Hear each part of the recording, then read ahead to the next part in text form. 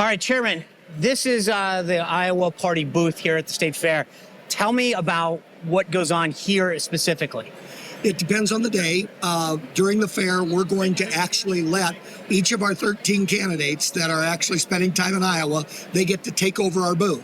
So you can see today Vivek is in here, and ultimately the other 12 will be spending time in here. They can do whatever they want. They can share their T-shirts. They can make their case, and then on all the other days we do everything. We give them information. We try to sign them up to volunteer.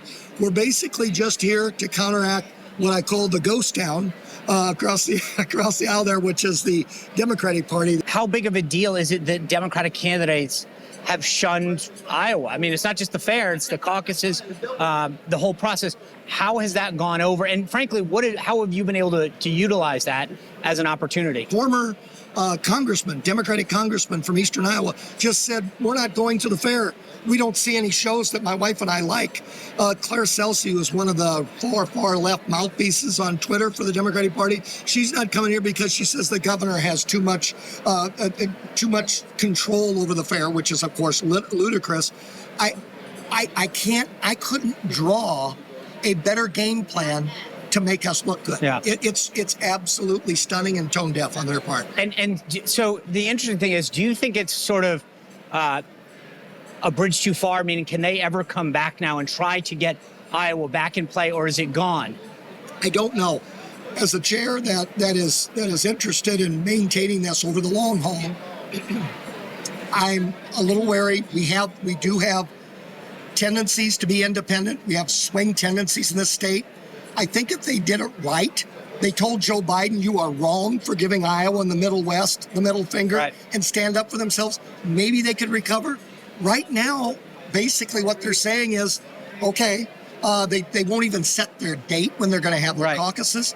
They have our primaries, our opponents, the Republican opponents have some primary opponents, but right now the Democrats seem to be lost in the wilderness. I don't know if they can come back.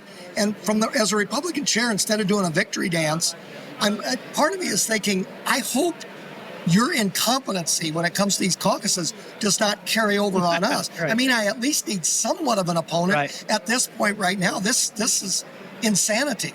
You mentioned the candidates that are here or will be here have taken over the booth. Chris Christie is sort of skipping Iowa, going to New Hampshire. Make the case, if you could, as to why that's not a great idea. Well, absolutely. The RNC voted unanimously that our carve-out system should continue and that Iowa should start everything out. So clearly across this country, GOP activists have said this is the right state to begin. Because we're not supposed to pick the president here, Sean. We're supposed to kick the tires. We're supposed to ask the tough questions. It seems to me, he's talking a lot about President Trump not wanting to come to the debate and answer the tough questions. My goodness, Governor Christie, with all due respect, what are you afraid of here in Iowa? I mean, we got some tough questions out here for you. So what is Iowa's role? You said it's not to pick presidents. What do Iowans believe it is? You say kick the tires. So they always talk about tickets leaving Iowa.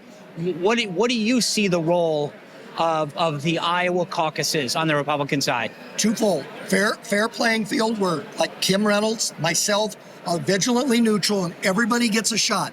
Even if you got 100 million in a pack or if you're living off the land, everybody has a shot to make their case in Iowa, and we need to make sure we're not trying to put our foot on the pedal in any way.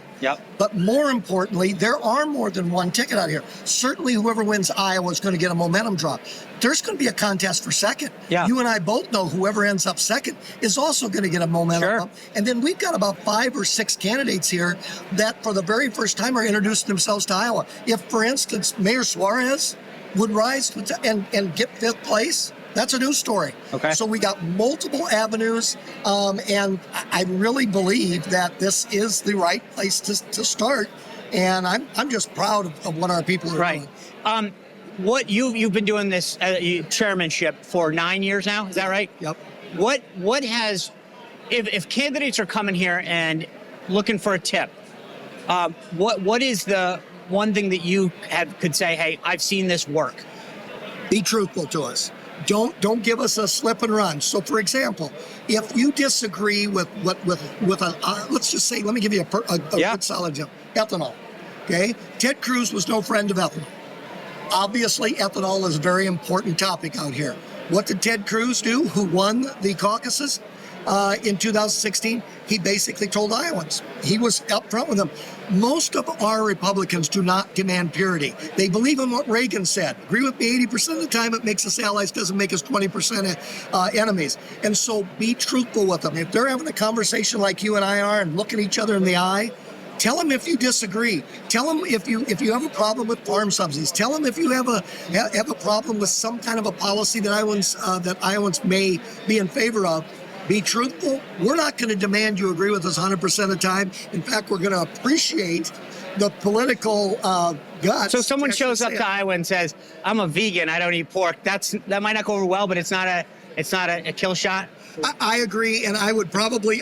You were one of the greatest communications chair the RNC has ever had. I think you could spin them just a little bit better. So there's always these stories, and I saw a bunch of images in the Des Moines Register. What are like the don'ts? You remember Fred Thompson? Of course. Fred Thompson came, and I'm a Law and Order kind of guy, so I remember him as the DA. All of his movies, Air Force One. Yeah. Well, we waited and waited and waited. Finally got him. I actually that year I was in the legislature, and the speaker and myself, the speaker pro tem, endorsed him. Shows up at the fair in shoes that probably were as expensive as my entire wardrobe per year.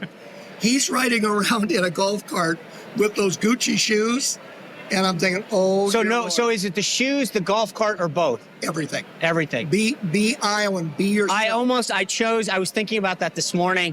Do I put the Gucci loafers on or sneakers? Luckily, I went with the sneakers, but I'm glad I thought of that ahead. But is that? I mean, what about everybody's always talking about the food? How dangerous is it? You know, there's always cameras flashing.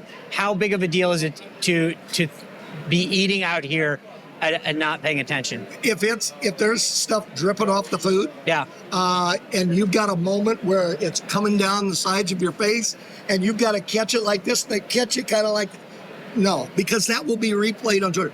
Be careful how you eat the corn dogs. Sure. Honestly, that is dangerous territory. What I would do if I were you, if you got something you just want to wolf down that goes straight to your heart, go into a corner, gobble it down, have somebody wipe it off your face, then come back. Yeah. Eating is dangerous. It was funny. I was getting ready for lunch, and I wanted a corn dog, and a guy said to me, "You might want to wait till later in the day." I thought that is actually a real smart piece of advice. Let me ask you, so how important is the state fair to the caucus? Very important. We have a lot of events where candidates can go.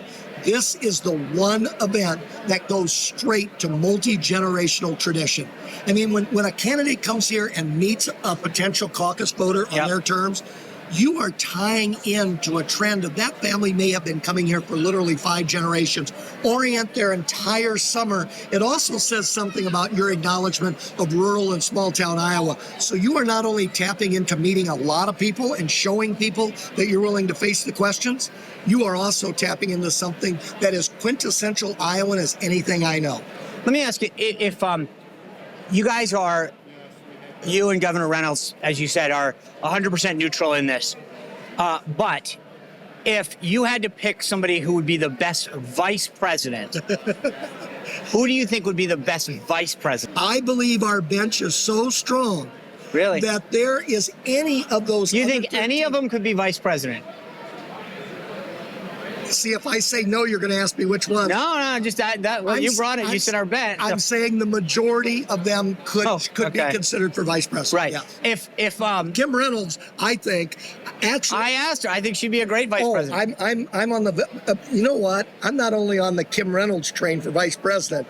I got to tell you, it's not too late yet. That's all I'm going to say. Hey, I'm with you. You know what? I think you should be the first that gets 2 assignments. Okay, that's what I'm for that. But just to be clear though, if a candidate doesn't make the first debate stage, you've run for office, you've been in the state legislature, you've been a chairman. If you are advising a candidate, they couldn't get on there, so you get by September, do you really think that they have the support and the momentum and the volunteers to make it to January? If they are living off the land like Rick Santorum did. Yeah. Yes, I think they can. And remember, for some of these individuals, some of these folks are 10, 15 years younger than me. some of these individuals, they got to have their eye on 28, 32. So I believe to continue to do that. Also, if whoever our next president is going to be looking for people that show perseverance and show dedication. Honestly, if they have millions still, Iowa's a good place to spend it. But I also think if you're living off the land, live off the land here where the media costs are relatively inexpensive. On the caucuses themselves, you think about, you mentioned Rick Santorum. He visited all 99. He drove around in a pickup truck, won the caucuses. You've got Huckabee, Cruz. What is the secret if somebody's on the outside? Because one of the things that Trump did last time is, I think we can all acknowledge, in 15 rather, he just didn't have a full understanding and appreciation of how the caucus system worked. Clearly, they've learned their lesson this time. But for a new candidate, what's the lesson that you would impart to them about how to be successful at the caucuses? Every corner of the state, you go up to Sioux County, it is as rich in Republican caucus votes as any place. Johnson County, which is our most left-wing county, has the 5th most Republicans, even though they're a minority in that county. Even Trump, and you are exactly right. I'm choosing this number very carefully. If you compare 2015 with right now what we're seeing in 2023, his ground game is at least 10 times, possibly even higher, better. So that's what I'm getting at. If you want to be successful, organization is the key to Iowa, right? Yes, I mean, absolutely. it's not about TV ads. It's not. I mean, I'm sure they want them, but if you had to put your money into one aspect of a campaign in Iowa, where would you put it? Gasoline. Okay, why? To get out in every corner and talk to them directly. Because, Sean, the reason that the RNC has given us this honor is because if you're going to look a 5th grader in the eye and say that you can be president someday, it can't start in California, it can't start in Texas, it's got to start right here where you can live off the land, where you can actually make the case directly to people. To me, it's the purest form of democracy. It's why I'm so fired up about the caucuses. And it's the reason why I'm sure if you are selected to run that particular debate 2 times, I'm guessing you might even make that case and slip it in a question. I will do that. Chairman Jeff Kaufmann, I appreciate you taking the time. It's awesome to see what you guys are doing here. And I look forward to being back for the caucuses. You're a class act. All right. Thanks, sir. Hey guys, Sean Spicer here. I've got a brand new show and I hope you will subscribe to it. Don't want to miss an episode. You can get it on YouTube, Rumble, any of the audio platforms like iTunes or Spotify. Plus, you can catch me every night at 6 o'clock on the First TV.